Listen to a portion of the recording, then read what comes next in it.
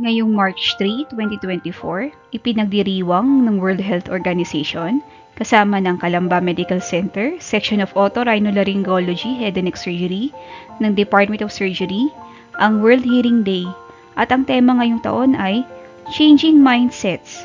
Let's make ear and hearing care a reality for all. Ayon sa mga datos, lagpas 80% ng mga nangangailangan sa pangangalaga sa pandinig at tenga ang hindi pa natutugunan. At ito ay nagkakahalaga ng halos $1 trilyong kada taon.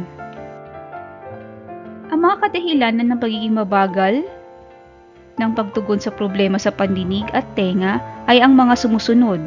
Una, ang maling paniniwala na nakaugat na sa mga pamayanan na nakaugalian at nakasanayan na. Ikalawa, ang mga balat o pangit na stigma na kaugnay sa mga pagkakaroon ng mahilang pandinig o karamdaman sa tenga.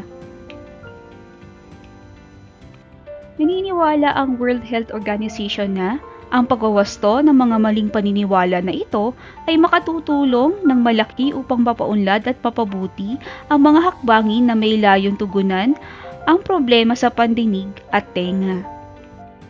Ang layunin ng WHO World Hearing Day para sa taong 2024 ay itama ang karaniwang paniniwala tungkol sa paghina o pagkawala ng pandinig at problema sa tenga sa mga pamayanan at mga nangangalaga sa kalusugan.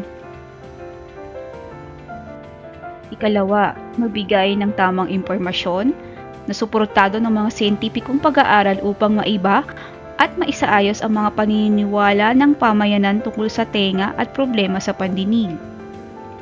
Ikatlo, mahikayat ang mga bansa at mga miyembro ng pamayanan na itama ang mga nasabing maling paniniwala at mga pangit na stigma na kaakibat ng pagkakaroon ng karamdaman sa tenga at mahinang pandinig. Ang mga hakbangin na ito ay kinakailangan upang mailunsad at maipatupad ng maayos, pantay at maabot ang mga hakbangin at programa sa pangangalaga ng pandinig at tenga.